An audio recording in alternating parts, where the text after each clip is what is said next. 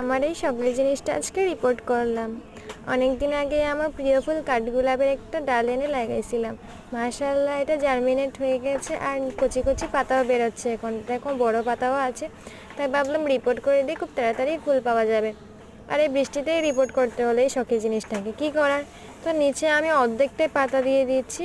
আগের ভিডিওতেও বলেছিলাম এখন খুব মাটির শর্ট পড়েছে, যেখানে সেখানে মাটি পাওয়া যাচ্ছে না, ভেজা সব জায়গায়, তাই জন্য এই মাটি দিয়েই রিপোর্ট করতে হলো। তাই নিচে কিছুটা পাতা দিয়ে হাতটা পরিষ্কার করে আবার মাটি ধরবো। আমি কি পাগল, দেখো হাতটা আবার পরিষ্কারও করে নিলাম।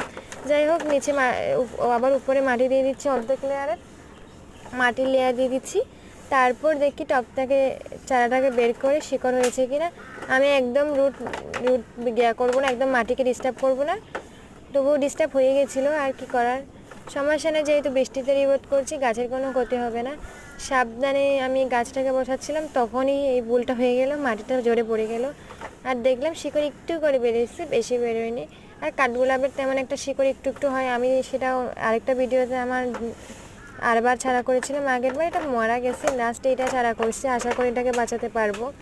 তো বিসমিল্লাহ বলে আমি গাছটাকে তো রিপোর্ট করে দিচ্ছি এই ভেজা মাটিতে, জানি না পরে কি হবে। তো আমি তো সাবধানেই গাছটাকে রিপোর্ট করলাম, আর আশেপাশে ভেজা মাটিগুলোই দিতে হলো। আর কি করার, গাছটাকে রিপোর্ট করে দিলাম। আর পানি দিব না, ভেজা মাটি যেহেতু। আজকের জন্য এতটুকু, সবাই ভালো থেকো, ওকে বাই।